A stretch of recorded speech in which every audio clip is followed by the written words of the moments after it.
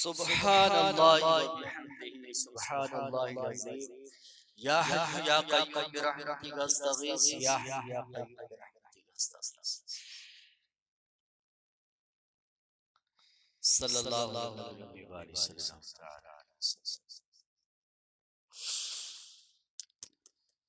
क़ाल नबी सल्लल्लाहु तआला अलैहि वसल्लम वसिलुल लज़ी बैनकुम व बैन रब्बिकुम बिकसरति ज़िक्रिकुम।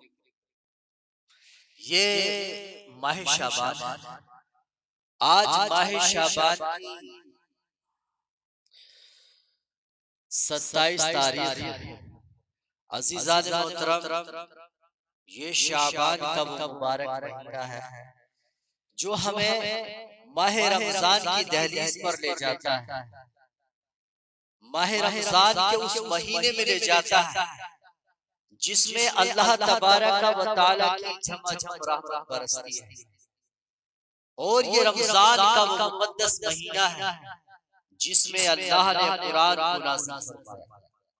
ये रमजान का वो मुबारक महीना है जिसमें हम तक़वा हासिल करने के लिए, अल्लाह की खुशनुदी हासिल करने के लिए ज्यादा से ज्यादा शब बेदारी करते हैं और अल्लाह तबारक व तआला की रज़ा के लिए हम अल्लाह की इबादत में लगे रहते हैं।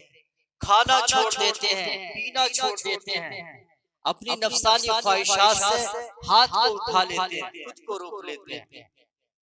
ये रमजान का मुबारक महीना है। इसमें कुछ बातें जानना बहुत जरूरी है। कौन सी बातों से हमें इफ्तार करने की इजाजत है, कौन से हालात में हम खा पी सकते हैं। और माह रमजान में ईमान वाले पर ये लाजिम है कि जब रमजान का महीना वो पाए वो अल्लाह के लिए रोजा रखे, कसरत से जिक्र करे। अल्लाह के नबी सल्लल्लाहु अलैहि वसल्लम फरमाते हैं, अल्लाह तबारक व तआला से तुम अपना रिश्ता मजबूत कर लो। अल्लाह से रिश्ता हमारा कैसे मजबूत होगा? हम कसरत से जिक्र करें। बिकसरत जिक्र लहू, अल्लाह तबारक व तआला का खूब कसरत के साथ जिक्र किया जाए। अल्लाह तबारक व तआला को खूब याद किया जाए। अल्लाह तबारक व तआला के सामने खूब गिड़गिड़ाया जाए। हम अल्लाह की मोहब्बत में सर्वसुजूद होकर रातों की तन्हाई में, रातों के अंधेरे में हम अल्लाह को खूब याद करें। उससे अपने गुनाहों से तौबा करें। अल्लाह तबारक व तआला को याद करें। अल्लाह तबारक व तआला अपनी मुक़द्दस किताब में फरमाता है, या अय्युहल्लज़ीना आमनू कुतिबा अलैकुमुस सियाम, ऐ ईमान वालों तुम पर रोज़ों को फर्ज किया गया, कमा कुतिबा अलल लज़ीना मिन क़ब्लिकुम लअल्लकुम तत्तक़ून, जैसा कि तुमसे पहले वाले लोगों पर फर्ज किया गया। यानी कुरान से पहले और किताबें भी नाज़िल की गई। 103 किताबें, छोटी बड़ी 103 किताबें अल्लाह तबारक व तआला ने दुनिया में हुए ज़मीन पर नाज़िल फरमाई। इंसानों की हिदायत के लिए 104 किताबें अल्लाह तबारक व तआला ने फर्श ज़मीन पर लोगों की हिदायत के लिए उतारी। अपने ज़हन के अंदर इस बात को रखें, 104 किताब हिंद में, सिंध में, शाम में, अरब में, दुनिया के जिस कोने में रब ने चाहा, अल्लाह तबारक व तआला ने जहां इंसानों को आबाद किया वहां पर इंसानों की हिदायत के लिए अपने रसूलों को अल्लाह तबारक व तआला ने वहां पर भेजा। अल्लाह तबारक व तआला ने अपने पैगाम लोगों के पास भेजे। तो अल्लाह तबारक व तआला ने 104 किताबें इंसानों की हिदायत की नाज़िल फरमाई। ये अपने ज़हन के अंदर बात को रखें। अब ये भी जाने अल्लाह तबारक व तआला ने हम पर रोज़ों को फर्ज किया, तो हमसे पहले वाले लोगों पर भी रोज़े फर्ज किए गए। यानी और किताबें जो कुरान से पहले नाज़िल की गईं, अल्लाह तबारक व तआला ने उन किताबों में रोज़ों को फर्ज किया गया। वो अलग बात है कि उनमें उसके उसूल क्या थे अल्लाह ही बेहतर जानता है। अल्लाह तबारक व तआला ने ज़माने के हिसाब से जो आसानियां, जो बंदों पर उसूल लागू फरमाए, अल्लाह तबारक व तआला बेहतर जानता है।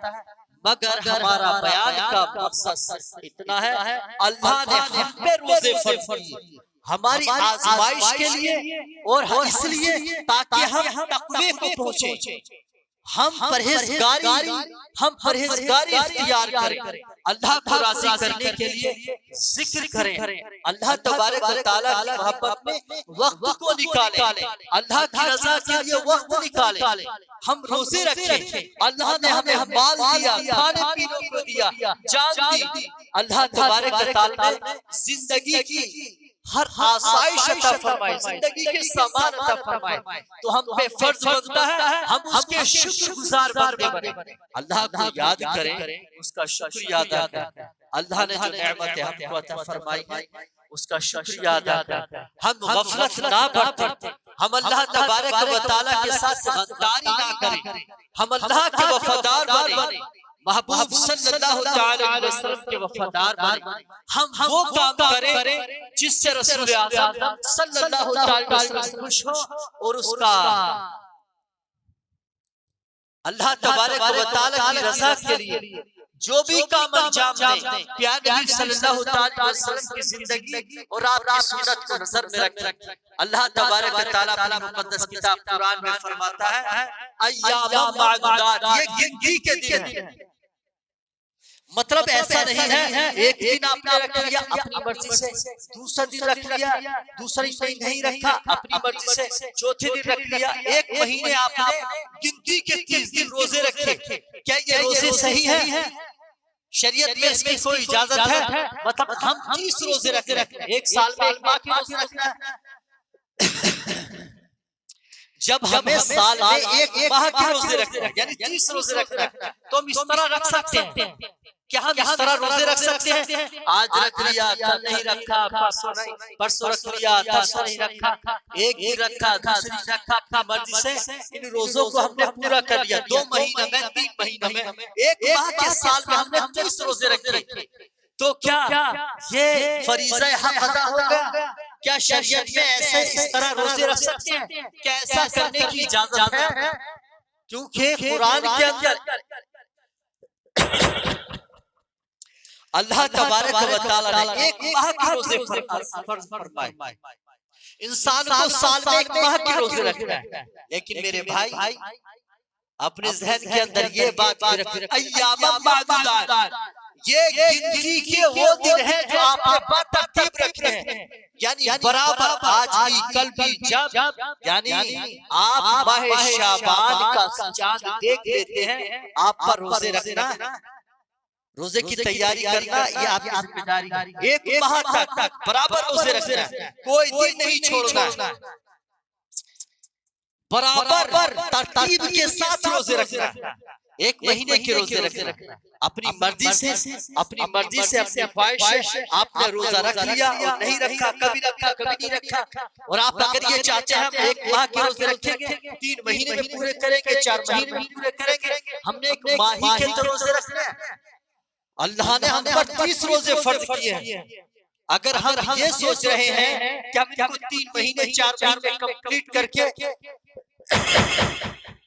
हम अल्लाह तबारक व तआला के फरीज़े को अदा कर देंगे, तो मेरे भाई अपने ज़हन से इस बात को निकाल दें, अय्याम मादूदात ये गिनती के दिन है, आपने इनको बराबर एक माह तक रखना है, बराबर रखना, एक के बाद दूसरा रखना है, और जब आप शव्वाल का चांद देखते हैं, आप पर पूरे 11 महीने इफ्तार, खाना पीना बराबर है। कुछ गुंजाइश है शरीयत में, कुछ आसानियां भी, अगर कोई ऐसा वक्त आ जाता है, अगर किसी पर कोई मुश्किल आ जाती है, जैसा कोई बीमार हो जाता है या कोई बुढ़ापे को पहुंच गया है या कोई इंसान सफर में है या कोई बीमार है, तो उनके लिए शरीयत के अंदर कुछ आसानियां हैं, गुंजाइश है, उन आसानियों को आप जरा सुने और समझे और उसको आप अच्छी तरीके से अपनी जिंदगी में उससे लुत्फ उठा सकें। अल्लाह तबारक व तआला अपनी मुक़द्दस किताब कुरान में फरमाता है, फमन कान मिनकुम मरीदन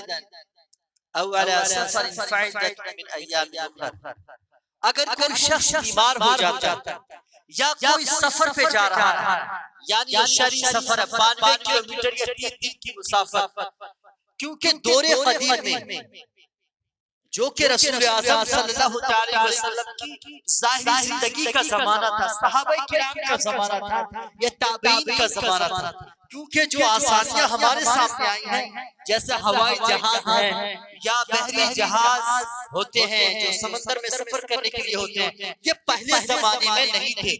ये आसानियां वक्त के साथ साथ होती रही और ये आसानियां आ गई और अल्लाह के नबी सल्लल्लाहु अलैहि वसल्लम ने इन आसानियों के बारे में पेशीन गोई फरमाई जो उस दौर में मौजूद थी और जो लोगों को मिलने वाली थी, जिनके जरिए से इंसान आसानी से अपने सफर को कर सके। देखो पहले जमाने में अगर किसी जानवर पे इंसान सफर करता था तो शायद उसके ऊपर होता नहीं था और झटकों से उसका जिस्म जल्दी थकान पकड़ जाता था, जल्दी से उसको थकान हो जाती थी। लेकिन आज ऐसी सवारियां मौजूद हैं जो पूरा दिन का सफर घंटों में कर लेता है। आज ऐसी आसानियां हमारे सामने मौजूद है जो घंटों का सफर मिनटों में कर लेता है और पूरा दिन सफर करने के बाद भी उसको थकान नहीं होती और मामूली सी प्यास आती है। तो ऐसे आलम में क्या करना है, मैं आपको वो सारी बातें बड़े अच्छे अंदाज में आसानी के साथ आपको समझाऊंगा। इंशाअल्लाह आप बने रहें और आप इस बात को गौर के साथ सुनें। अल्लाह तबारक व तआला मुक़द्दस किताब कुरान में फरमाता है, अगर तुम में से कोई सफर में हो या बीमार हो, हम में से कोई अगर सफर में जाता है और आप देखते हैं कि यार आज के दौर के अंदर आसानियां बहुत है। हम अगर दिल्ली जाना चाहते हैं 92 किलोमीटर से ज्यादा, हमारे मुरादाबाद से दिल्ली का सफर 160 किलोमीटर, तो 160 या 165 बहरहाल जो भी है तो हम मुसाफिर हैं। तो ऐसी सूरत हाल में लेकिन सवारियां ऐसी हैं कि हमको खाने की सुविधा भी मिल जाती है और हमें सफर की आसानी भी मिल जाती है, अच्छी गाड़ियां, अच्छे इंतजाम हैं और हम आसानी के साथ चल जाते हैं। लेकिन मौलाना साहब ने बयान किया है कि जो मुसाफिर हो, जो सफर में जा रहा है, आया कि वो रोजे अगर न रखे तो उसके लिए आसानी है। तो मेरे भाई सुने, अल्लाह के नबी सल्लल्लाहु अलैहि वसल्लम फरमाते हैं, अल्लाह ने जिसको आसानी यानी सफर की आसानी यानी सवारी अता फरमाई, अल्लाह तबारक व तआला ने अगर किसी बंदे को सवारी अता फरमाई है जो आसानी से सफर कर लेता है, तो उसके लिए बेहतर यह है कि वो रोजा रखे। ज़हन के अंदर बात रखना, उसके लिए बेहतर यह है कि वो रोजा रखे। हालांकि वो मुसाफिर है मगर बेहतर यह है कि रोजा रखे। या कोई ऐसे इलाके में सफर कर रहा है, इतनी आसानियां वहां पर मौजूद हैं कि आप आसानी से पड़ाव करते हुए जाते हैं, ठहरते हुए जाते हैं और हमारी आसानी है, एक आसानी सफर की है। अगर ऐसे इलाके में सफर कर रहा है जहाँ इंसान को सफर आसान है, जहाँ पे सायादार इलाका है, ठंडा इलाका है, जब मौसम सर्द है, तो हम रोजा रख सकते हैं, इतनी मुश्किल नहीं आएगी। तो बेहतर क्या है कि हम आसानी का लुत्फ उठाएं या अल्लाह तबारक व तआला की पसंद का ख्याल करें। तो मेरे भाई तो हमारे लिए बेहतर यह है कि हम रोजा रखें। अगर हम ऐसे सफर में ट्रेन में जा रहे हैं, मजे से हैं और हम हवाई जहाज में जा रहे हैं, बहुत मजे में हैं, तो हम घर से निकल गए, यार सफर पे जा रहे हैं, हम सफर पे जा रहे हैं, हमको इजाजत है कि हम रोजा रखें, खा रहे पी रहे मस्ती मार रहे, कोल्ड ड्रिंक पी रहे, माह रमजान है। यार तुम मुसलमान हो, अगर आपने रोजा नहीं रखा है तो रोजेदार की रिस्पत तो बना लो, आप रोजे का एहतराम करो, अल्लाह के लिए बात को समझे। हमने बहुत सारे अपने भाइयों को, बड़े मुसाफिरों को, उलमा को, हुफ्फाज़ को देखा, इल्म रखने वाले उन नादानों को हमने देखा ट्रेनों में खाते पीते हैं कि लोग जी हम मुसाफिर हैं, खा रहे मस्तियां करते हुए जा रहे हैं, लोग देख रहे हैं, मौलाना लोग खा रहे पी रहे, रोजा नहीं रख रहे। बस हमने पहली आयत के जुमले को पकड़ लिया। अल्लाह तबारक व तआला फरमाता है, अगर तुम सफर में हो तो रोजा आपको इजाजत है, आप ना रखें, आसानी का मजा लें। हम तो आसानी एंजॉय कर रहे हैं, इसलिए अल्लाह ने हमें आसानी अता फरमाई है। अल्लाह ने ये भी तो फरमाया है, व तसूमू खैरुल लकुम, ये तुम्हारे लिए बेहतर है अगर तुम रोजा रखो। अगर तुम्हारी आसानी है तो रोजा रखे। अल्लाह तबारक व तआला फरमाता है अगर तुम में से कोई बीमार है या सफर में है, ऐसा बीमार जिस जो अगर दवाई खाता है अगर इंसान तो बीमारी बढ़ जाएगी, मुश्किल में पड़ा हुआ सख्त बीमार है, या किसी अच्छे तबीब ने बता दिया, तजुर्बेकार तबीब ने, डॉक्टर ने बता दिया है आपको दवाई खाना है, जरूर खाना है, आप दवाई तोड़ेंगे तो आपके लिए मुश्किल खड़ी हो जाएगी, आपकी जान मुश्किल में पड़ सकती है, यानी हलाकत में पड़ सकता है, जान जा सकती है। तो ऐसे सूरत में वो इफ्तार करे, रोजा ना रखे। रोजा बीमार है, दवाई खा रहा, शिद्दत की बीमारी है और आमतौर से सर दर्द है, टांग दर्द है, पेट दर्द है, मामूली बीमारी है, इंसान जवान है, टक्कर ले सकता है। तो ऐसी सूरत में बेहतर क्या है, ऐसे बीमार के लिए बेहतर यह है वो रोजा रखे। और एक शख्स का और जिक्र किया गया है, वालल्लज़ीना युतीक़ूनहु फ़िद्यतुन ताअमु मिस्कीन, जो इंसान रोजा रखने की ताकत नहीं रखता है, जैसे शेख फानी, कोई इंसान ऐसी उम्र को चला गया जिस्म पर खाल है और हड्डियां हैं, चारपाई से लगा हुआ है, वो इफ्तार कर सकता है, वो रोजा न रखे तो कोई खराबी नहीं। ऐसा हमारा कोई बुजुर्ग है, बेचारा बहुत कमजोर है, उसकी रोजी खुराक बहुत थोड़ी हो गई है, बुढ़ापे के आलम में हाथ पांव जवाब दे गए, चलना मुश्किल हो जाता है, बगैर थोड़ा बहुत खाए या बगैर दवाई के उसकी जिंदगी आगे ना गुजर रही है। अगर ये शेख फानी ये हमारा बुजुर्ग है जो इस हाल को पहुंच गया और बुढ़ापे की तरफ जा रहा है, सीधा होने की उम्मीद भी नहीं है, कोई गुंजाइश नजर नहीं आ रही है, बस जिंदगी जी रहा है, अल्लाह का हुक्म है, बुढ़ापे में जिंदगी गुजार रहा है। तो ऐसे शख्स को इजाजत है इफ्तार करे, मतलब वो रोजा ना रखे, आराम से खाए पिए, बुढ़ापे का आलम, कमजोरी ही कमजोरी है और सीधा होने की भी कोई उम्मीद नहीं है। तो ऐसे शख्स के लिए क्या है, वो रोजा ना रखे, मगर अल्लाह की नेमत बाकी है, जिंदा है, अल्लाह तबारक व तआला की रज़ा के लिए अल्लाह तबारक व तआला की बारगाह में तौबा करता रहे, अल्लाह का जिक्र करता रहे, नमाज़ें अदा करता रहे, अल्लाह को याद करता रहे, तौबा अदा करता रहे, अल्लाह तबारक व तआला की याद में रहे, खुराफात से बचे, अल्लाह को याद करे और याद रखे वालल्लज़ीना युतीक़ूनहु फ़िद्यतुन ताअमु मिस्कीन।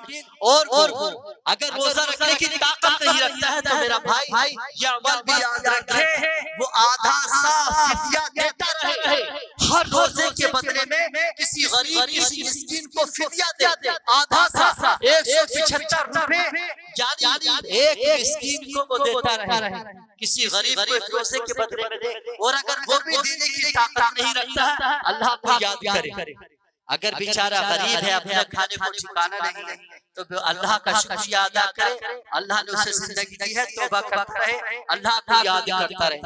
ये उस शख्स के लिए है जो बुढ़ापे को पहुंच चुका है, बहुत ज्यादा कमजोर है, वो इंसान उस पर रोजा फर्ज यहाँ पर नहीं है, लेकिन फिदिया जरूर देता रहे, अगर अल्लाह ने गुंजाइश की है तो उसको अदा करता रहे। अल्लाह तबारक व तआला मुक़द्दस किताब कुरान में फरमाता है, फमन शहिद मिनकुमुश शहर फल्यसुम, जो भी तुम में से रमजान का महीना पाए, चाहे वो जवान है, चाहे वो बूढ़ा है, चाहे वो मर्द है, चाहे वो औरत है, अल्लाह की खुशनुदी के लिए तुलुए फजर के बाद से लेकर तुलुए फजर हुआ सहरी का टाइम खत्म हुआ, तुलुए फजर से पहले रोजे की नियत करके अल्लाह की रज़ा के लिए, अल्लाह को राज़ी करने के लिए, अल्लाह के हुक्म को पूरा करने के लिए, खाने पीने से मुजावज़त से नफ्सानी ख्वाहिशात से रुक जाए, अल्लाह की खुशनुदी के लिए ये रोजा कहलाता है। मर्द औरत और वो औरत जो है जो निफास से फारिग है, जैसे बच्चा पैदा हुआ है और उसको और वो निफास में है, जो उसकी आदत के अंदर शामिल है, खून जारी है, और जो उसके दिन अगर पूरे हो जाते हैं, निफास के दिन पूरे हो जाते हैं, और जो महाना औरत को माहवारी होती है, खून आता है, उससे जब उससे आकर वो नापाक है, पाकी के आलम में नहीं है, पाकी की हालत में नहीं है, तो हमारी वो बहन, हमारी वो माँ याद रखे उस सूरत में उसे रोजा न रखने की इजाजत है, उसे उस सूरत में रोजा न रखने की इजाजत है, लेकिन पाक हो जाए तो वो रोजा रखे। लेकिन मेरी वो प्यारी बहन इस बात को याद रखे, वो इस चीज की एहतियात करे, इन हालात में वो रोजा न रखे, लेकिन बाद में सुभान अल्लाह उन रोजों को अगर रखे, सुभान अल्लाह इस चीज का ख्याल करे। तो यहाँ पर मुसलमान की जिम्मेदारी क्या बनती है कि मुसलमान इन मसाइल को अपने ख्याल में रखे, नजर में रखे, और उन पर अमल करे और समझे अल्लाह तबारक व तआला क्या फरमाता है। जब तुम में से कोई इस महीने को पाए तो रोजा रखे। ये सब अल्लाह तबारक व तआला ने तुम्हारी, अल्लाह तबारक व तआला ने तुम पर फर्ज किए, तुम्हें हुक्म दिया। आयत करीमा जो मैं आपके सामने बयान कर रहा हूँ, क्योंकि हमारे कुछ लोग ये समझते हैं कि जो आसानियां रब ने हमें दी हैं तो आसानियों को समझ लिया, आगे जो अल्लाह तबारक व तआला ने, अल्लाह अज़्ज़ा व जल ने जो बात हमारी रहनुमाई के लिए पेश फरमाई है, हमारी भलाई के लिए अल्लाह तबारक व तआला ने बताई है, उसको हम नजरअंदाज कर देते हैं। अगर हम जवान हैं, ताकत रखते हैं, पैदल का भी सफर है, और अगर हमारे अंदर ताकत है, जवानी है, और हम झेल सकते हैं, कोई मुश्किल नहीं है, तब भी हमारे लिए बेहतर ये है अंतसुमु खैरुल लकुम। अल्लाह ने फरमाया तुम्हारे लिए बेहतर ये क्या रोजे रखें। और अगर हमारे सफर में आसानी है, सफर में चाहे 1000 किलोमीटर का सफर है, लेकिन खाने की सुविधा मौजूद है, ट्रेनों के अंदर इफ्तार का सामान मौजूद होता है, ट्रेनों के अंदर सहरी के लिए खाने का भी इंतजाम होता है, ऐसी सूरत में बेहतर क्या है? ऐसी सूरत में बेहतर यह है कि हम रोजा रखें।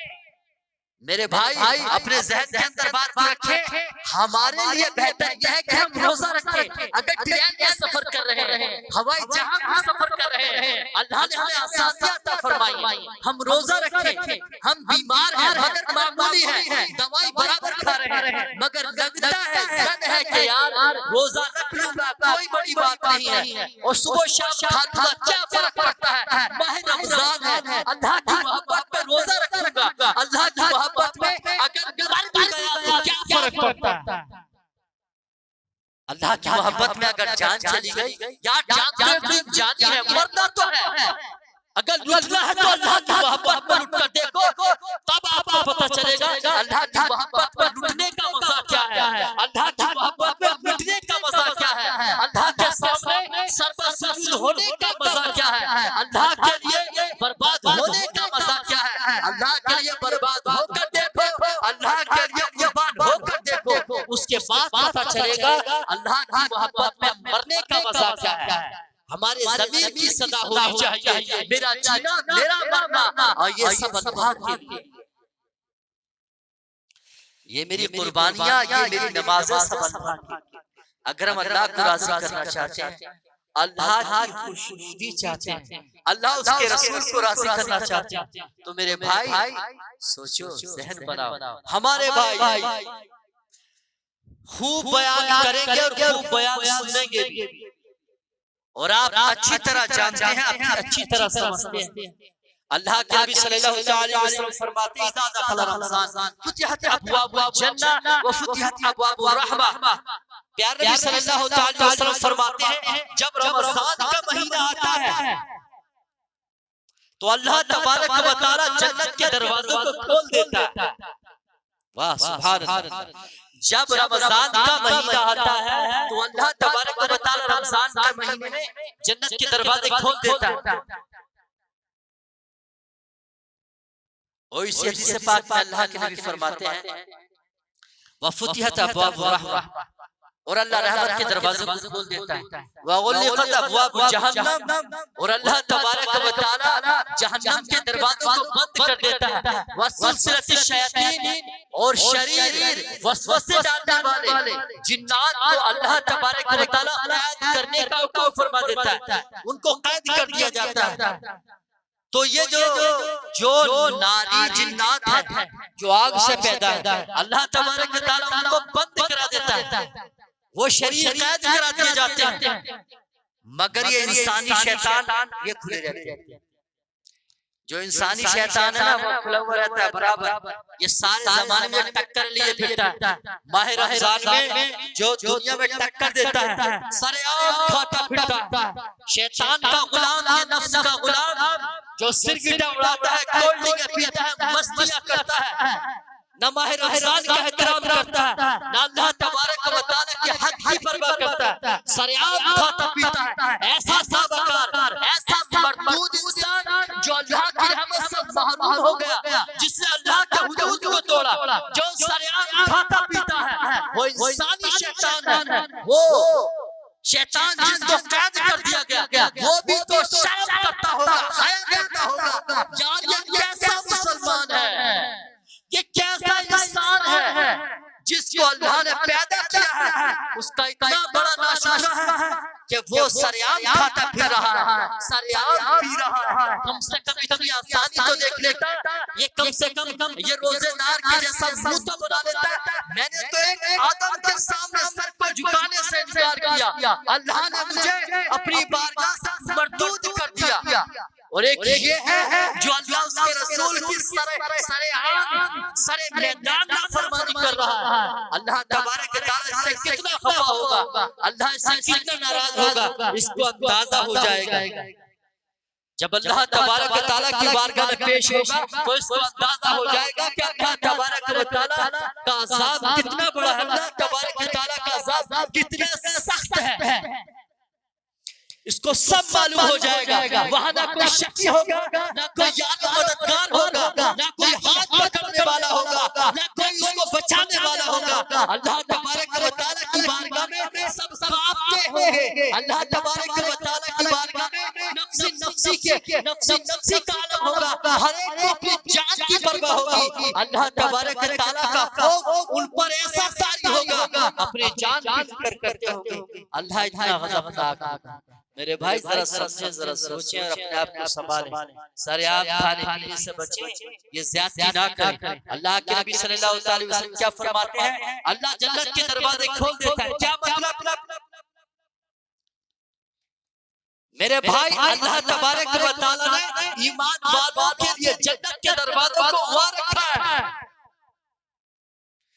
जिनके ज़मीर जिंदा है, जिनके ईमान जिंदा है, जो आशिक रसूल हैं, जो नबी से मोहब्बत करते हैं, जिनके शब रोज अल्लाह उसके रसूल की मोहब्बत में गुजरते हैं, जिनकी नियत अल्लाह को राज़ी रखने के लिए होती है, जिनकी सोचें जिनकी रात जिनके शब रोज अल्लाह की मोहब्बत में गुजरते हैं, तो अल्लाह तबारक व तआला के दरवाजे, रहमत के दरवाजे भी उनके लिए खुले रहते हैं और जन्नत के दरवाजे भी खुले रहते हैं। मफ्तूहानी बाबानी लिल जन्नह, अल्लाह तबारक व तआला के दोनों तरफ से जन्नत के दरवाजे, रहमत के दरवाजे खुले होते हैं। दोनों दरवाजे मतलब अगर दिन में मर गया तो डरा की जन्नती, रात में मर गया तब भी जन्नती। रात का दरवाजा, दिन का दरवाजा, दिन के उजाले में अल्लाह उसका रसूल का फरमाबरदार है, नमाजी भी है, रोजेदार भी है, सच्चा भी है, ज़बान को अल्लाह के लिए खोलता है, अल्लाह के लिए उठता है, अल्लाह के लिए बैठता है, अल्लाह के लिए चलता है, अल्लाह के लिए सोता है। शब रोज अल्लाह की मोहब्बत में गुजरते हैं, शब रोज नबी सल्लल्लाहु अलैहि वसल्लम की सुन्नत के मुताबिक गुजरते हैं। तो उस शख्स के लिए दिन के उजाले में भी जन्नत और रात के अंधेरे में भी जन्नत, उसके लिए जन्नत के दोनों दरवाजे खुले हैं। मतलब जिस राह से भी आएगा, चाहे वो रात में आए अल्लाह से मुलाकात के लिए, चाहे दिन में आए, मतलब चाहे अल्लाह उसको दिन में अपनी मुलाकात के लिए बुला ले या रात में बुला ले, चाहे उसकी जान को दिन में निकाले रात में निकाले, उसके लिए कोई फर्क नहीं पड़ता। उसके लिए दोनों रात और दिन के दरवाजे खुले हुए हैं, वो जन्नत में जाएगा। वो नबी सल्लल्लाहु अलैहि वसल्लम का फरमाबरदार, अल्लाह तबारक व तआला का इताअत गुज़ार है, अल्लाह उसके रसूल से मोहब्बत रखता है, जो माह रमज़ान की कदर करता है अल्लाह तबारक व तआला उसको कितनी इज़्ज़त अता फरमाएगा। तो ये माह रमज़ान का मुबारक महीना है, हर पल ईमान वाले के लिए रहमत के दरवाजे खुले हैं, मगर ये वो मुबारक महीना है जिसको अल्लाह ने इज़्ज़त अता फरमाई। क्या अल्लाह ने कुरान को इस माह में और शब में अल्लाह तबारक व तआला बैतुल इज़्ज़त में यानी आसमान दुनिया पर नाज़िल फरमाया।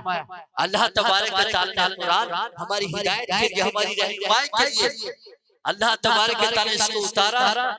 प्यारे नबी सल्लल्लाहु अलैहि वसल्लम को हुज्जत बनाकर, दलील बनाकर अल्लाह तबारक व तआला ने दुनिया के अंदर आपको मबूस फरमाया।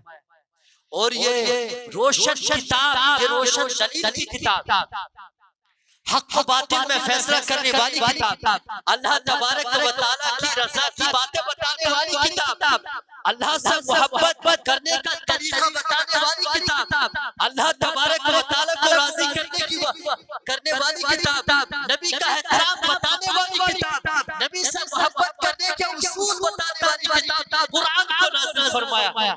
ईमान वाले के साथ हुस्न सलूक करने वाली किताब,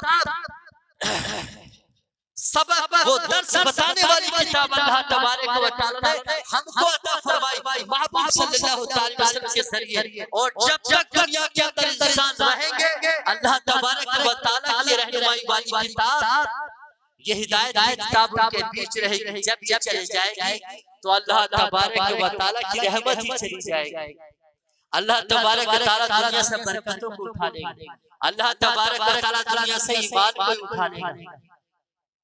तो अज़ीज़ान मोहतरम, बात यहाँ तक पहुंची। ये माह रमज़ान जो हमारी नजरों के सामने है, जिसकी दहलीज पर हम कदम रखने वाले हैं, ये हमारे सामने आ रहा है। अल्लाह तबारक व तआला ने इसके रोजे रखने का हुक्म भी फरमाया और इसका एहतराम करने का भी हुक्म फरमाया। अगर हम रोजा नहीं रख पाए किसी वजह से, बीमारी की वजह से या सफर की वजह से, हमें खाने पीने और इफ्तार करने की इजाजत मिलती है, तो जहां तक हो सके माह रमज़ान का एहतराम करें। यार अगर हम नाफरमानी कर रहे हैं, हम नाफरमान हो गए हैं, तो यार कम से कम गद्दार तो न बने, खाइन तो न बने। हम मुसलमान हैं, याद रखें यार, कम से कम मुसलमान तो है, तो हम इसका एहतराम तो करें। यार गैर भी एहतराम करते हैं। अगर कोई रोजेदार अगर किसी बस्ती में होता है, मुस्लिमों की बस्ती में होता है, जो रोजा नहीं रखते हैं, अगर कोई ये मालूम हो जाता है ये मुसलमान है, अभी पूछते हैं यार तुम मुसलमान हो, आपका रोजा होगा। कोई बात करते हैं, खाने पीने के लिए कोल्ड ड्रिंक वगैरह या पानी वगैरह उनको देते हैं, इज्जत करते हैं। सब तरह के मुसलमान, सब तरह के लोग दुनिया में हैं, हर तरह के मुस्लिम हैं। ज्यादातर लोग ऐसे हैं जो मुसलमान की इज्जत करते हैं, अगर रोजा रखते हैं इज्जत देते हैं। और मैंने देखा फैक्ट्रीज में गैर मुस्लिम छुट्टी जल्दी दे देते हैं यार, और काम भी आसान देते हैं। यार तू रोजे से है भाई, तू काम थोड़ा आसान कर ले, या तू जल्दी घर चला जाना, घर जाके इफ्तार करना। हिंदू भाई गैर मुस्लिम या ईसाई जो भी है यार, बड़ी इज्जत देते हैं, बड़ा एहतराम करते हैं। यार ये मुसलमान है, रमजान का महीना, वो भी माह रमजान में मुसलमान का एहतराम करते हैं। मगर हमने अल्लाह की नाफरमानी करके क्या कहला रखा है। हमारा मुसलमान का हाल यह है, ये मुसलमान कहला रहा है, खुद कहला रहा है। अल्लाह की बारगाह में इसका हाल क्या नहीं बेहतर जानता है। देखिए मुसलमानी का शेवा नहीं है, ये मुसलमान होने की आमद नहीं है कि हम माह रमजान में खाए पिए सरेआम इसकी बेहुरमती करें। अपने बारे में ये फतवा लिख के रखे तुम मुसलमान ही नहीं, अपने आप पर फतवा लगाओ कि तुम मुसलमान नहीं। अगर तुम सरेआम माह रमजान में खा रहे हो, इसकी बेहुरमती कर रहे हो, लोगों का नजरिया खराब कर रहे हो, लोगों से अपना एहतराम उनकी नजरों से निकाल रहे हो, लोगों से भरोसा, अपनी शराफत का भरोसा खत्म कर रहे हो। जो इज्जत है जो गैर मुस्लिम तुम्हें देते हैं, आप उसका मजाक उड़ा रहे हो, उसके दिल को ठेस पहुंचा रहे हो। गलत है तुम्हारे लिए। जो इज्जत अल्लाह तबारक व तआला ने तुम्हें करने का हुक्म दिया है, जो इज्जत तुम्हें अता फरमाया, उसको संभालो, उसका एहतराम करो। अल्लाह के नबी सल्लल्लाहु अलैहि वसल्लम ने क्या फरमाया, जब रमजान का महीना आता है अल्लाह तबारक व तआला की रहमत के दरवाजे खुल जाते हैं। और रमजान का महीना जब आता है अल्लाह तबारक व तआला जन्नत के दरवाजे को खोल देता है। यहाँ इशारा दिया जा रहा है अल्लाह के नबी सल्लल्लाहु अलैहि वसल्लम की हदीस से, ये वो मुबारक महीना है अल्लाह तबारक व तआला तुम्हारी नेकियों वाली अदा को शब रोज देखने के लिए सुनने के लिए बेताब रहता है। जितना जिक्र करोगे अल्लाह तुम्हें बेहिसाब अता फरमाएगा। तुम थोड़ा अल्लाह की बारगाह में झुकोगे, थोड़ा जिक्र करोगे, अल्लाह अपनी रहमतों के दरिया को बहा देगा। अल्लाह तबारक व तआला तुम्हें बेहिसाब नेमतें अता फरमाएगा।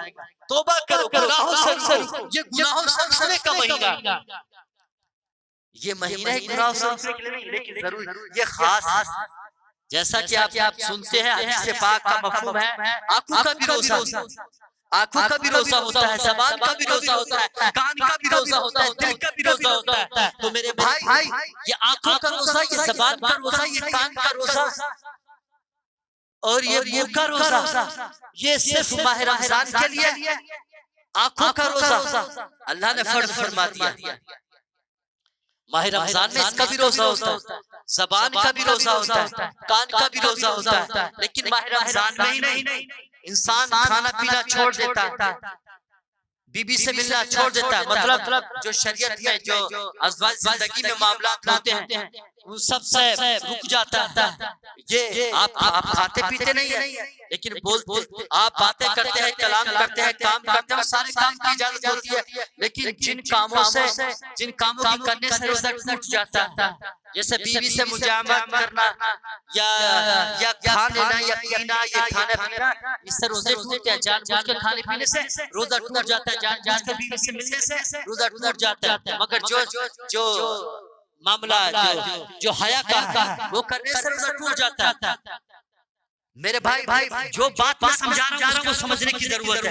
रोजा जिन चीजों टूट जाता है, लेकिन आप किसी को गाली दे रहे हैं, किसी से बातचीत कर रहे हैं या दिल में कोई ख्याल है, इससे रोजा नहीं टूटता। आपकी नजर कहीं पड़ गई है, उससे रोजा नहीं टूटता, ना आप इसको मानते हैं। लेकिन भाई आप ये भी सुन रहे हैं, हदीस आ रही है कि आंखों का भी रोजा होता है, ज़बान का भी रोजा होता है, दिल का भी रोजा होता है, कानों का भी रोजा होता है। बयान किया जा रहा है आंखों का रोजा यह है कि गलत न देखें, आंखों का रोजा यह है कि गलत न बोलें, और ज़बान का रोजा यह है कि गलत न बोलें, आंखों का रोजा यह है गलत न देखें, कानों से गलत बातें ना सुने, गलत मकाम पर ना जाएं, पाँव से गलत जगह पर ना जाएं, गुनाह की जगह पर ना जाएं, गुनाह की जगह पर ना बैठे, गलत मकाम पर ना जाएं, गलत गाने वगैरह ना सुने। ये कान का रोजा होता है, गलत ना बोलें, ये ज़बान का रोजा होता है, गलत ना देखें, ये आंखों का रोजा होता है। लेकिन मेरे भाई ये रमजान ही के लिए है। जब ऐसा करने से अगर किसी को गाली देने से रोजा टूट नहीं रहा है, तो ज़बान के रोजे का मतलब क्या? आंखों के गलत देखने से रोजा टूट नहीं रहा है, तो इसके रोजा रखने का मतलब क्या? रोजा होने का मतलब क्या? कान के गाने सुनने से रोजा नहीं टूट रहा है, तो ये रोजे का मतलब क्या? गलत गुमान करने से रोजा नहीं टूट रहा है, तो रोजे का मतलब क्या? रोजा क्या है? तो मेरे भाई ईमान वाले को जताया जा रहा है, ईमान वाले को बताया जा रहा है अल्लाह तबारक व तआला ने इस जमीन पर फितना से तुम्हें बचाने के लिए। बात समझने की पॉइंट की बात है, इस पॉइंट को ज़हन के अंदर रखें। आँख का भी रोजा होता है, कान का भी रोजा होता है, ज़बान का भी रोजा होता है, दिल का भी रोजा होता है, आँखों का भी रोजा होता है। मगर आँख गलत देख ले, ज़बान गलत बोल दे, कान गलत सुन ले, दिल गलत गुमान कर ले, तो रोजा नहीं टूटता। मगर इनका रोजा है। रोजा क्या है? आंखों से गलत न देखे, ज़बान से गलत न बोले, दिल से गलत गुमान ना करे, कान से कोई गलत बात ना सुने।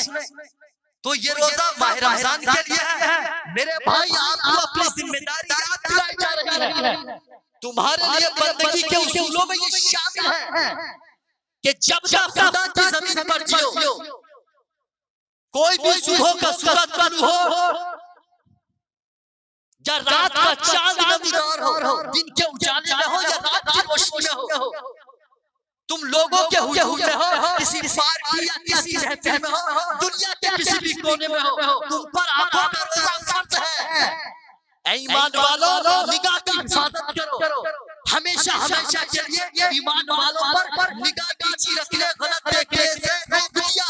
ईमान वाले को मना कर दिया, तुझे आंखों का रोजा फर्ज कर दिया गया है। जब तक खुदा की जमीन पर जिए और हर बहन को अपनी बहन की नजर से देखना होगा, हर बेटी को अपनी बेटी की तरह समझना होगा, हर माँ को वो इज्जत देनी होगी जो तेरी माँ है, जो सगी माँ, जिसका दूध तूने पिया है, जो इज्जत जो है एहतराम उसका करने का है और तू उसको इज्जत देता है। दूसरे की माँ को भी वो इज्जत देना होगा, उसको भी तू गाली ना देगा, अपनी माँ का एहतराम देगा। किसी की बहन को गलत नजर से न देखे, क्योंकि जो तेरी बहन है वो अपनी बहन को इज्जत देता है, उसकी इज्जत की हिफाजत करता है। तू ये चाहता है मेरी इज्जत सलामत रहे, मेरी बहन महफूज रहे। मेरी सोच यही है, हर भाई सोचिए, मेरी इज्जत सलामत रहे, मेरी इज्जत बनी रहे, मेरी बेटी सलामत रहे, मेरी बहन सलामत रहे। ये सोच किसकी होती है? हमारी इज्जत, हमारी पगड़ी ना उछल जाए, क्योंकि माँ बहन पगड़ी एक इज्जत होती है। अगर मामला यहाँ खराब हो जाता है, बड़ी मुश्किल का सामना करना पड़ता है। जमाने में बड़ी बड़ी वाई उठानी पड़ती है, जमाने में बड़ी इज्जत का सामना करना पड़ता है। अगर किसी बहन की इज्जत लूट जाती है या किसी को अगवा कर दिया जाता है, लोग ताने देकर मार डालते हैं।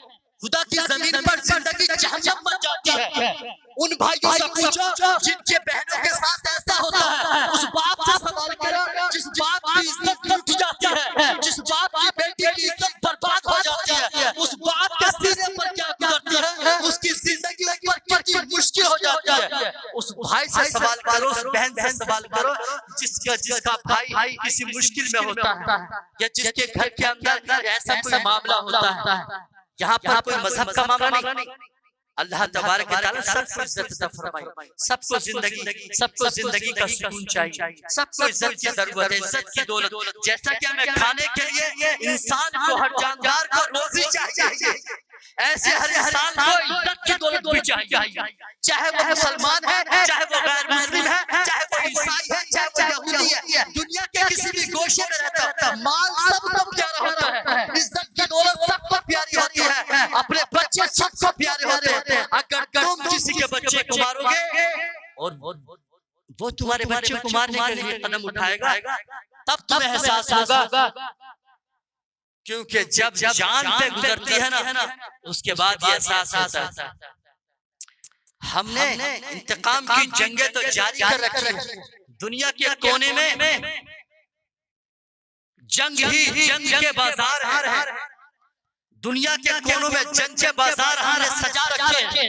हर तरफ नफरत की जंग को लगा रखा है, हर तरफ नफरत के मुहाज खुले हुए हैं, हर तरफ लोग एक दूसरे से मुकाबला करने के लिए कमर बस्ता है, एक दूसरे के खिलाफ जंग जारी है। इंतकाम जिसे देखो इंतकाम चाहिए।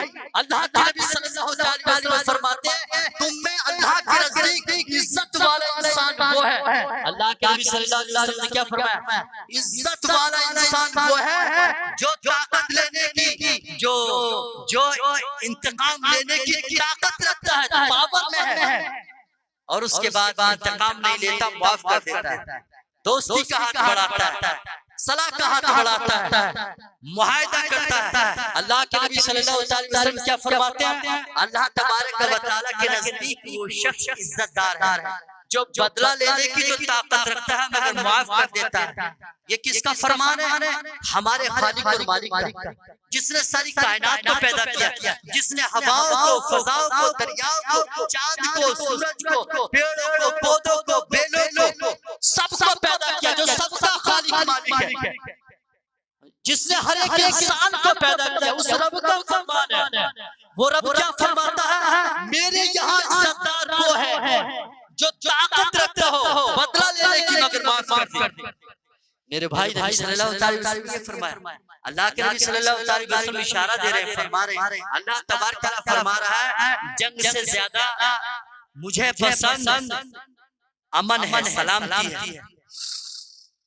ये खून बहाना, ये जंग करना अल्लाह तबारक व तआला को पसंद नहीं है, नबी सल्लल्लाहु अलैहि वसल्लम को पसंद नहीं है। ये तो जब कोई मुश्किल हो जाती है, इंसान किसी मजबूरी में जाता है, तो दिफा करने के लिए, चाहे वो जानवर हो चाहे वो इंसानी जानवर हो, उससे दिफा के लिए जो सख्त कदम उठाया जाता है, जो हथियार उठाया जाता है, जो दिफा के लिए, हिफाजत के लिए, बच्चों के लिए, अपनी बस्ती के लिए, अपने देश के लिए, इसको इस्लाम के अंदर जिहाद भी कहा गया और क़िताल भी कहा गया। मेरी बात समझ रहे हैं? दिफा के लिए, अपने बच्चों के दिफा के लिए, अपनी जान के दिफा के लिए, अपने घर के दिफा के लिए, अपनी बस्ती के लोगों के दिफा के लिए, अपने भाइयों की हिफाजत के लिए, अपने देश की हिफाजत के लिए कदम उठाने के लिए हथियार उठाने को जिहाद कहते हैं। इस्लाम के अंदर हथियार उठाने को जिहाद कहते हैं, अपनी देश की हिफाजत के लिए। हम भारतीय हैं, हम मुसलमान हैं, हमारी सोच, हमारा उठना, हमारा बैठना, हमारा चलना हमारे देश की मोहब्बत में होना चाहिए। हमारी बात, हमारा नारा, हमारा परचम लहराना, हमें अपने देश के परचम को लहराना चाहिए। अपने घरों में, अपने बस्तियों में, चाहे वो मदरसे हो, चाहे वो हमारे घर हो, हमें अपने देश का परचम लहराना चाहिए। चाहे वो खुशी का मकाम हो या गमी का मकाम हो, हमारे घरों पर सिर्फ हमारा तिरंगा, हमारा परचम होना चाहिए। ये रंग बिरंगे तुर्की के, पाकिस्तान के, अरब के झंडे नहीं होने चाहिए। हमारे घरों पे हमारा देश का झंडा होना चाहिए। यही हमारा देश का झंडा है, यही हमारा मजहबी झंडा है, जो हमारा देश का मुंतखबा झंडा है, जो सारे लोगों की मर्जी के मुताबिक सारे मज़ाहिब की निशानी के बतौर हमारे देश की निशानी। जब हम किसी भी देश में जाते हैं और हमारे देश की नफरी के ऊपर, हमारे देश की हमारे देश के जहाँ पर लोग ठहरे होते हैं वहाँ पे तिरंगा लगाया जाता है, तो जाहिर सी बात है जब अरब के अंदर हमारे नाम का तिरंगा है तो हमारे घरों पे तिरंगा होना चाहिए। इस्लामी कोई झंडा मुंतखब किया गया? मेरे अजीज, इस्लामी कोई झंडा मुंतखब है? इस्लामी कोई झंडा खास है क्या? इस्लामी झंडा हरा है? इस्लाम के अंदर हमारा कोई इस्लामी झंडा है, उसका कोई इस्लामी रंग है? इस्लामी झंडा देखो, हमारे इस्लाम होने का, हमारे मुसलमान होने का जो मेयार है, जो हमें हम मुसलमान हैं, सुभान अल्लाह, हमें इस बात पर फख्र भी है, नाज़ है कि हम मुसलमान हैं। लेकिन हम मुसलमान कैसे होते हैं? हम कोई लकड़ी लगा के या किसी कलर से मुसलमान होते हैं? मुसलमान हम किस चीज से होते हैं? हम मुसलमान हैं, अल्लाह ने कुरान दिया, अल्लाह ने हमें किताब दी हिदायत के लिए, हम इस पर अमल करते हैं, दुनिया को इसकी दावत देते हैं, सारी दुनिया को इसकी दावत देते हैं। जो लोग इससे नफा उठाते हैं अल्लाह उनको नफा देता है, अल्लाह तआला भलाई अता फरमाता है। हम मुसलमान हैं, हम मुसलमान के झंडे से, किसी कपड़े से, किसी फैक्ट्री से, किसी सामान से, किसी हथियार से मुसलमान हैं। मुसलमान होने की अलामत है तलवार क्या, कोई गन्स वगैरह का, मिसाइल वगैरह, कोई देश है, कोई सरहद है, हमारा निशान क्या? हमारा कोई झंडा मुसलमान होने का निशान नहीं है। हम तो जहाँ जाएंगे हमारा तिरंगा लगा होगा, तो मुसलमान होने का निशान क्या है? कोई रंग मुसलमान होने का निशान है क्या? लाल रंग का झंडा अगर हम लगा लें तो क्या हम मुसलमान नहीं है? मुसलमान है। हर रंग का झंडा लगा लें क्या मुसलमान नहीं है? मुसलमान है, सुभान अल्लाह। नीले रंग का लगा ले, काले रंग का लगा ले, कोई सी भी रंग का झंडा लगा सकते हैं, कोई मामला नहीं है। लेकिन क्या ये हरा झंडा इस्लामी झंडा? हाँ, लोगों ने पसंद किया है, अपना पसंद का मामला। नबी सल्लल्लाहु अलैहि वसल्लम ने हरे रंग को खास नहीं किया, नबी सल्लल्लाहु अलैहि वसल्लम ने हरे रंग को पसंद किया। हरियाली बहार का निशान, हरा रंग हरियाली बहार, अमन सलामती, दुनिया के अंदर बहार हो। जैसा कि हरियाली से अल्लाह तबारक व तआला ने हरियाली के जरिए से लोगों को सुकून दिया, तसल्ली अता फरमाई। जब हरियाली आती है तो नेमतों की बहार आती है। जब जमीन से फसल निकलती है तो इंसान को एक उम्मीद होती है, सहारा होता है, यार हरियाली आ गई है। जब ये तैयार हो जाएगी, रोजी मिलेगी, ताजा रोजी आएगी, ताजा फल आएंगे, हम मजे से खाएंगे। एक बाहर का निशान। सुभान अल्लाह। अल्लाह के नबी सल्लल्लाहु अलैहि वसल्लम ने इस रंग को पसंद फरमाया, अल्लाह ने भी पसंद फरमाया हमारी तसल्ली के लिए। सफेद रंग है जो मेरे सर पे इमामा लगा हुआ है, सफेद रंग नबी सल्लल्लाहु अलैहि वसल्लम ने ज्यादा पसंद फरमाया। अगर आप सादा झंडा लगा लेते हैं और अगर फख्र के लिए ऐलान के बतौर उस पर कलमा लिखते हैं, सुभान अल्लाह, क्योंकि हम कलमा पढ़ के मुसलमान हो जाते हैं, हम पर नमाज भी फर्ज हो जाती है, हम पे रोजा भी फर्ज हो जाता है, हम पे ज़कात भी फर्ज हो जाती है, हम पे हज भी फर्ज हो जाता है। हम मुसलमान हैं, अमन की दावत दें, हम सलामती के साथ रहें, मोहब्बत से काम करें। प्यारे नबी सल्लल्लाहु अलैहि वसल्लम की गुलामी का दम बनने वालों पर ये लाजिम हो जाता है हम माह रमज़ान का भी एहतराम करें, लोगों का भी एहतराम करें, लोगों को भी इज्जत दें, अपने घर की भी साफ सफाई रखें, अपने आंगन की भी साफ सफाई रखें और अपनी बस्ती की भी साफ सफाई कराने की कोशिश करें। अपने घर की भी हिफाजत करें, अपने बस्ती के लोगों की भी हिफाजत करें, अपने घर वालों की इज्जत की भी हिफाजत करें और अपने बस्ती वालों की भी इज्जत की हिफाजत करें। ऐसा नहीं कि अपने माल की हिफाजत करें और दूसरे की माल पे नजर गलत रखें, दूसरे का माल नजर बसते ही पार कर दें। दूसरा अगर हमारा पड़ोसी घर में नहीं है, उसके घर में चोरी करके भाग जाए, उसका माल लूट ले, चोरी करने वालों पर अल्लाह की लानत होती है। अल्लाह तबारक व तआला बहुत नाराज होता है। चोरी करने वाले अल्लाह को पसंद नहीं। किसी की भी चोरी की जाए, किसी पड़ोसी के घर में इज्जत लूटी जाए, किसी भी पड़ोसी के घर में माल लूटा जाए, अल्लाह नापसंद फरमाता है। ये मुसलमान नहीं है, क्योंकि ये शराफत, ये मोहब्बत, ये इंसाफ ईमान है और ये नफरत, ये बगावत, ये गद्दारी, ये अय्यारी, ये कुफ्र है। अल्लाह तबारक व तआला पसंद फरमाता है। ये मुसलमान होने का निशान। मुसलमान होने का निशान क्या है कि ईमान वाला दिफा करे, हिफाजत करे, इज्जत करे, एहतराम करे।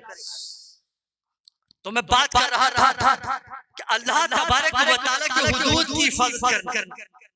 अब हम अपनी हद में अपने घर पे कोई परचम लहराते हैं, हरे रंग का परचम लहराते हैं, क्योंकि हमने रबीउल नूर के महीने में, रबीउल अव्वल के महीने में देखा मुसलमान झंडे लगाते हैं। कोई रंग कोई खास हर फैक्ट्री मजा उठाती है, फैक्ट्री वालों के मजे आ जाते हैं। कोई पाकिस्तान के छाप मारता है, कोई तुर्की का छाप देता है, लेकिन हमारे देश की हुकूमत बड़ी सादा, बहुत नजरअंदाज करती है कि तुर्की का झंडा लहरा रहे हो, नो टेंशन। हुकूमत कितनी बेहतरीन है कि तुम हरा झंडा लहरा के, पाकिस्तान का निशान लहरा के, और वो समझते हैं कि देखो हिंदुस्तान के लोग हमारा झंडा लहराते हैं, कितने निडर हैं यहाँ के मुसलमान। मैं समझता हूँ ये जो बेवकूफी कर रहे हैं ना, तुम्हारी बेवकूफी की वजह से, और तुम जो इनका फायदा उठा रहे हो इनकी हिमाकत की वजह से। तुम ये समझते हो कि ये लोग हमारी मोहब्बत में लहराते हैं, ये थोड़ी सी नादानी में कर रहे हैं, क्योंकि मैंने सुना है, मैं गया हूँ वहां पर, वो लोग कहते हैं देखो हमारा परचम लहराते हैं वो लोग। तो मैं कहता हूँ हिंद के मुसलमानों जरा सोचो, तुम्हें ये भी मालूम नहीं हम जो गलत कर रहे हैं, जिसकी वजह से हम पर सख्ती की जाती है, हमें अपनी गलती का एहसास नहीं, हमें ये नहीं मालूम कर क्या रहे हैं या हमारे लोग क्या कर गए, हम किसके लिए काम कर रहे हैं। हिंद के मुसलमानों जागो, ऐसा काम ना करो जिसकी वजह से ये दूसरे समझे कि यार मुसलमान अपने देश का वफादार नहीं, हम वफादार हैं, हमारा खून का हर कांटा वफादार है। आप इस चीज का ऐलान करते हैं, सामने वाला क्यों नहीं मानता? उसकी वजह यह है कुछ हरकतें ऐसी कर गए हैं, ऐसी कर रहे हैं, जिसकी वजह से हमसे एतबार उठा जा रहा है, भरोसा उठा हुआ, हम डरनी करते हैं, जबरदस्ती करते हैं। ये जो परचम लहरा रहे हैं इसके बारे में भी हमें एहतियात की जरूरत है। हम पहले तो हिंदुस्तान के मुसलमान अगर समझते हैं कि इस्लाम का कोई निशान है तो हमें एक निशान बनाना चाहिए। अल्लाह के नबी सल्लल्लाहु अलैहि वसल्लम ने एक निशान रखा था। क्या निशान? नबी सल्लल्लाहु अलैहि वसल्लम ने भी अलम अता किया था। मौला अली के पास अलम, सहाबा किराम को अलम दिया गया। सहाबा किराम को जब मैदान जंग में अलम पेश किया गया, क्योंकि हम मुसलमान हैं, और ये इस बात का अमन का पैगाम था। उस जंग के मैदान में अमन के पैगाम के बतौर पहला पैगाम क्या था? परचम लहराना। दूर से सहाबा किराम परचम लहराते थे, उनके हाथ में आलम होता था और उसका रंग काला होता था और उस पर तहरीर सफेद होती थी, क्योंकि काली चीज पर सफेद रंग को दूर से नजर आता है। जैसे अंधेरी रात में सफेद चांद हम जमीन से देख रहे थे, हजारों लाखों मील अल्लाह ही बेहतर जानता है, इतने मीलों के बाद भी हमें चांद नजर आता है। अगर ये चांद काला होता और काला ही आसमान होता अंधेरी रात में, हमको नजर नहीं आता। अल्लाह की हिकमत है ये। तो इसी तरीके से परचम लहराना ये नबी सल्लल्लाहु अलैहि वसल्लम की हिकमत है, मुसलमान होने की पहचान नहीं है। कभी हम ये समझते हो कि हमने घर पे हरा झंडा लगा दिया ये भी की मोहब्बत की निशानी है, ऐसा कुछ भी नहीं। हमने कोई झंडा अगर हमने देश का झंडा लहरा दिया यही मोहब्बत की निशानी है, ये भी नहीं। देश की मोहब्बत की जो असल निशानी है, देश के लिए कोशिश, इसकी हिफाजत के लिए कानून बनाना, इसके साथ इसके लिए जासूसी करना है, इसके लिए जासूसी करो, लेकिन दूसरी देश की जासूसी करना ये तो बहुत बड़ा जुर्म है। इस्लाम के अंदर ऐसे शख्स को कत्ल करने का हुक्म है जो इंसान अपने देश के साथ गद्दारी करे, जासूसी करे, दूसरे देश के लोगों के साथ ऐसे मिले जैसे उनका यार है, जैसे उस देश का वफादार है, ऐसे लोगों को शूट करने का हुक्म है। समझे मेरी बात को? ऐसा कोई कदम ना उठाए, ऐसी कोई बात ना करे, ऐसे चैनल पे भी नहीं जाए, उनसे इस तरह बात ना करें जैसे मैं आपके देश का वफादार। आपसे मोहब्बत होना अलग बात है, आपसे मोहब्बत करना अलग बात है, लेकिन ऐसा कोई काम ना करें जिससे पता ये चले कि उस देश के लिए कोई काम कर रहा हो। तो मैं ये कह रहा था सिर्फ परचम लहराना काफी नहीं है, देश के लिए काम करना भी जरूरी है। परचम सीने पे लगा भारत का या किसी भी देश के आप रहने वाले हैं, परचम अपने देश पे लगाए हो और काम कर रहे हो दूसरे देश के लिए, ये गद्दारी है और गद्दारों को अल्लाह पसंद नहीं फरमाता।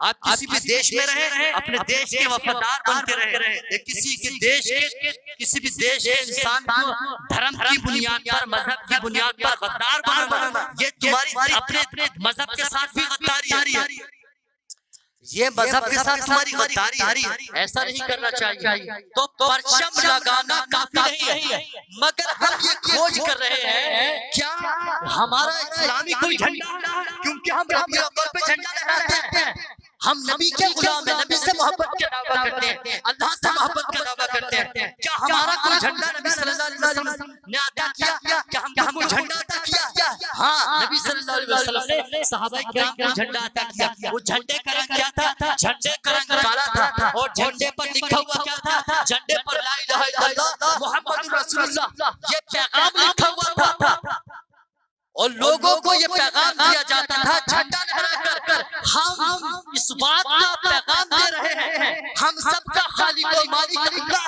है, उसकी इबादत करें, अपने रब की इबादत करें, सबका खालिक मालिक अल्लाह, तेरा भी मेरा भी सबका पैदा करने वाला वो है। हमारा ये पैगाम है तुम्हारे लिए और ये पैगाम देने वाले मोहम्मद रसूलुल्लाह मौजूद हैं। मोहम्मद सल्लल्लाहु अलैहि वसल्लम जिन्होंने ये पैगाम अल्लाह का पैगाम हमें दिया है, वो परचम पे लिखा हुआ है और ये तुम्हारे बाप दादाओं ने, अंबिया किराम ने जो पहले दुनिया में आ गए यही पैगाम लेकर आए थे, वो पैगाम तुमको दे रहे हैं। हम हमसे लड़ना नहीं चाहते, हम तुमसे जंग करना नहीं चाहते, हम तुम्हें ये पैगाम देना चाहते हैं। तो इसमें एक पैगाम दिया गया परचम के अंदर, ये पैगाम था, लेकिन ये अल्लाह के नबी सल्लल्लाहु अलैहि वसल्लम ने जो रंग चूज फरमाया ये हिकमत है, ये इस्लाम नहीं है। अगर मैं कहूँ ये इस्लामी झंडा, ये इस्लाम नहीं, मगर वक्त के साथ इसको नाम दे दिया गया। ये रसूलुल्लाह सल्लल्लाहु अलैहि वसल्लम की हिकमत है कि आपने काला रंग चुना और उस पर सफेद रंग की तहरीर थी, सफेद रंग से लिख, सफेद। अब मैं ये रंग कह रहा हूँ, अपने रंग में कह रहा हूँ, अपने दिमाग से कह रहा हूँ, जिस तरीके से उसको रंग दिया गया था और उसको भुना गया था, बनाया गया था सफेद था, ताकि दूर तक लोग समझ ले और सुन ले, क्योंकि रसूलुल्लाह सल्लल्लाहु अलैहि वसल्लम के मुकाबले में पहले टक्कर जो भाइयों से थी वो अरब के लोग भी जानते थे, अहले किताब भी थे वो भी जानते थे, और जो अहले अरब मुशरिकीन थे वो भी अरबी जानते थे, सब अरबी थे, नाम सबके मुसलमान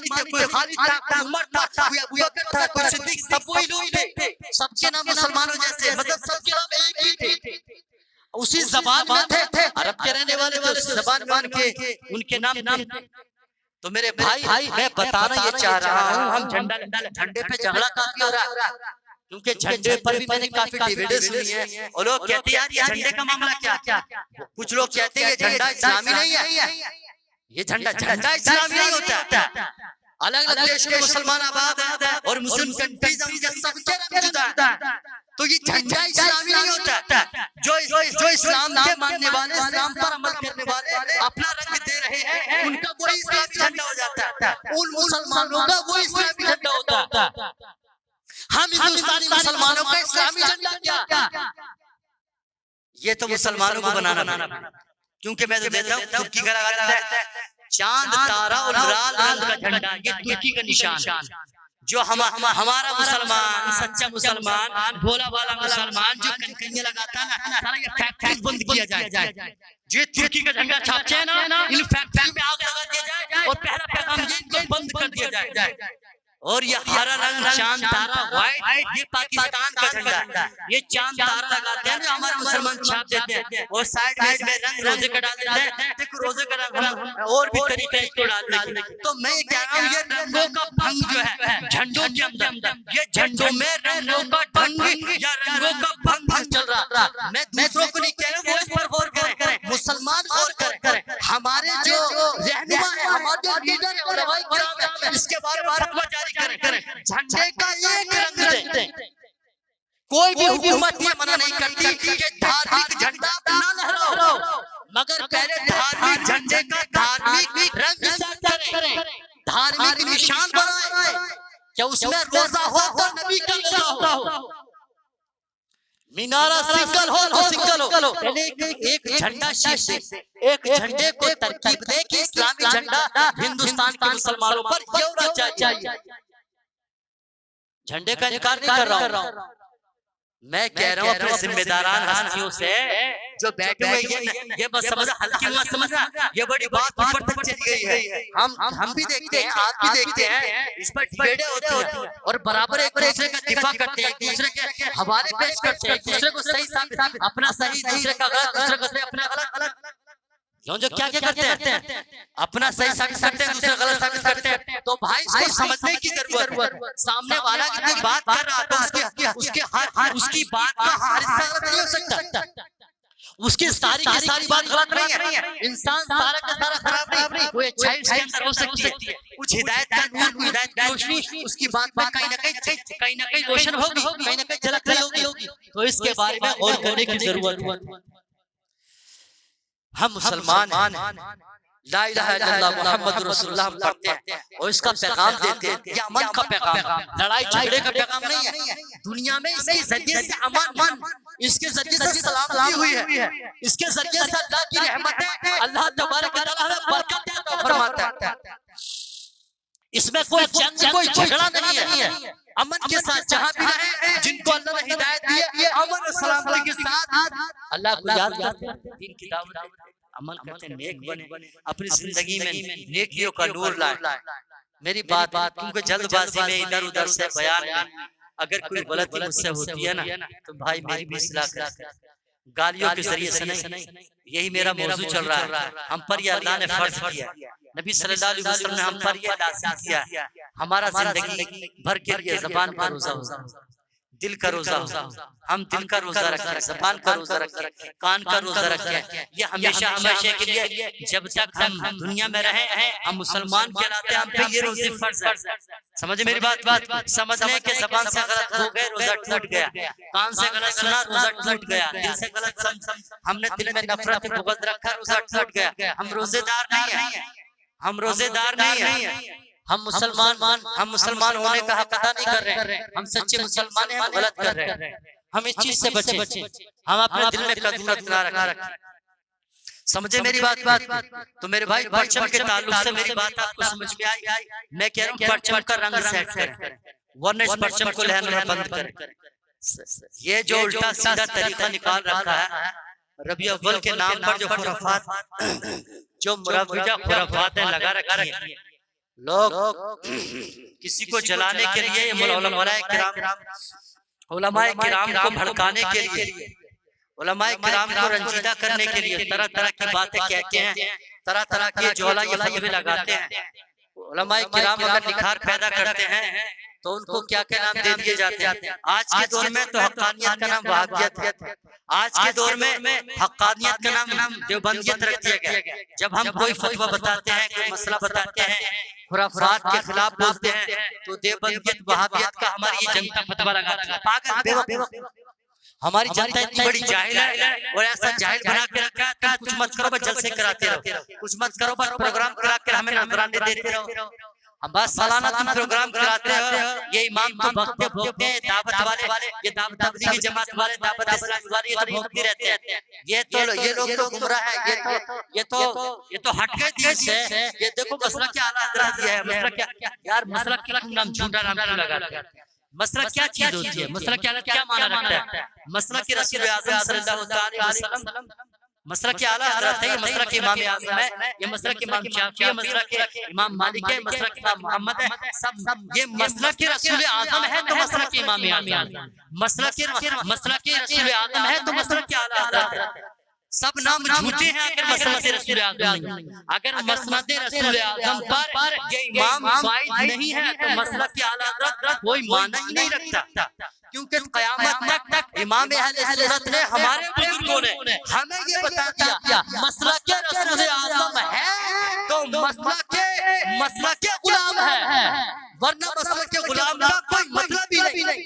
हम मसला के रसूल आज़म पर है, हम ये तुम्हें दावत देते हैं, अल्लाह उसके रसूल की मोहब्बत में जियो, अल्लाह उसके रसूल की मोहब्बत में मरो।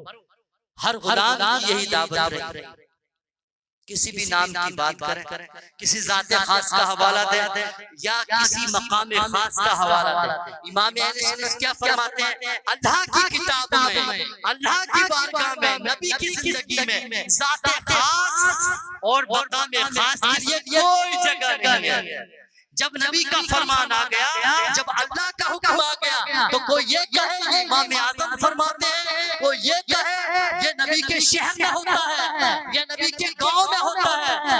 मेरे भाई या फला नबी ने ऐसा किया तो मेरे भाई ये हवाला काफी नहीं है, रसूलुल्लाह सल्लल्लाहु अलैहि वसल्लम का हुक्म जरूरी है, रसूलुल्लाह की इताअत जरूरी है। ये अल्लाह ने फैसला क़यामत तक के लिए फरमा दिया। ये हुक्म अल्लाह तबारक व तआला ने क़यामत तक के लिए फरमा दिया। मेरी इस बात पे आप गौर करें, समझ रहे मेरी बात? मैं ही जिम्मेदारी के साथ आपके सामने ये बात रख रहा हूँ, आपके सामने रूबरू और आपसे सवाल कर रहा हूँ, इस्लामी झंडा क्या है? क्या तुम रबीउल अव्वल में जो रंग बिरंगे झंडे लहराते हो, फैक्ट्री जो भी निकलती है, हमारे बच्चे मार्केट चले जाते हैं, जिसका जी चाह झंडा खरीद लिया, किसने लाल, किसने हरा, किसने पीला, किसने नीला।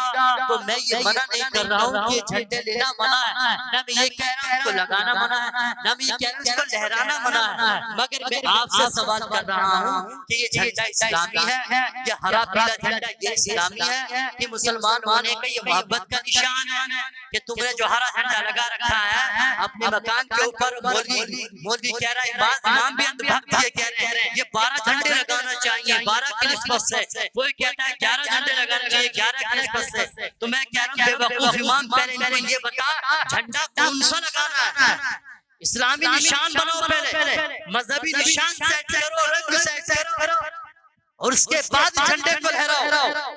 कुछ भी लगाओ झंडा, ये कैसे हो सकता है? ये हमारे देश की गर्मी है। तुम पाकिस्तान में तिरंगा लहरा कर देखो, तुम्हारी हड्डियां मैया तैयार करके रखेंगे, तुम्हें शूट कर देंगे, जेलों के अंदर डाल देंगे। पाकिस्तान की बात बता रहा हूँ, मुसलमान है, तुम लाख क्या नाम है कलमा पढ़ता हो ना मुसलमान, जेलों के अंदर ठोक दिया जाएगा। इस बात पर सिर्फ इस बात पर कि तुमने भारत का झंडा क्यों लहराया?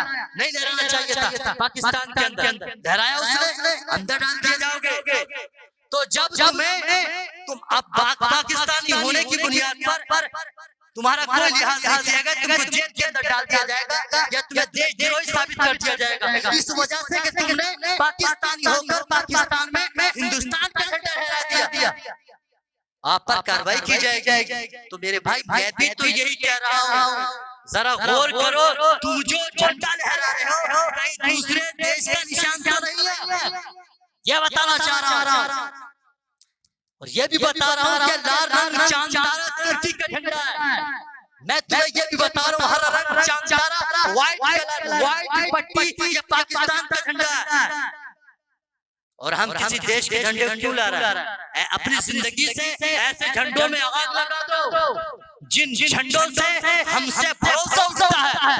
इस्लामी झंडा सेट करो। अगर तुम्हें हुकूमत में उसको रजिस्ट्रेशन तौर पे इस्लामी झंडा सेट करें। कब तक कैसे ही बगैर कागजों के बगैर फाइल के बगैर बेनामे के मस्जिदें मदारिस झंडे यूं चलाते रहोगे? अंधभक्ति के सिवा तुम्हें मिला क्या है? पीरों के भक्त हाजी मौलाना के भक्त लगा रखा है। यही नहीं मालूम कि इनके तरीका क्या है, ये नहीं मालूम जिंदगी कैसे गुजारना है, अपनी जिंदगी सेट कैसे करना है। एहतियाती पहलू क्या यार? एहतियाती पहलू इख्तियार क्या? बता के भोग रहे, सुनी अनसुनी कर देते हैं। जिम्मेदारी उठाइए। ये जो मार्केट में झंडे रबी अव्वल पे सिर्फ वो आने चाहिए जो नबी सल्लल्लाहु अलैहि वसल्लम की मोहब्बत में आपने खास किया। बस इस बात को ध्यान के अंदर रखना।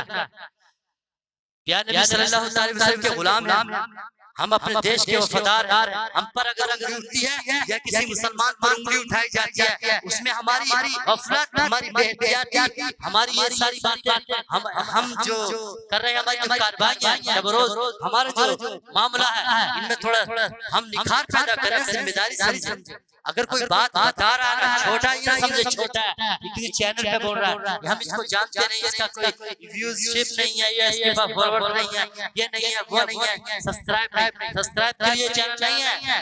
समझे मेरी बात? कोई मत करे, कोई भी सब्सक्राइब नहीं करे, कोई लाइक नहीं, कोई फर्क नहीं पड़ता। मगर मैं ये चाहता हूँ कि नबी सल्लल्लाहु अलैहि वसल्लम का पैगाम आप तक पहुंचे, जो बात, जो नजरिया, जो ख्यालात मैं रखता हूं आप तक पहुंचाऊं। नबी सल्लल्लाहु अलैहि वसल्लम की बात को, अल्लाह की किताब को जो हमने समझा है आप तक पहुंचाएं। ना किसी कौम की परवाह करें, ना इज्जत की परवाह करें, ना किसी अपनी बिरादरी का लिहाज करें। हम अल्लाह के रसूल की बात को आप तक पहुंचाएं। ये हमारी जिम्मेदारी बनती है, हमारा फर्ज है।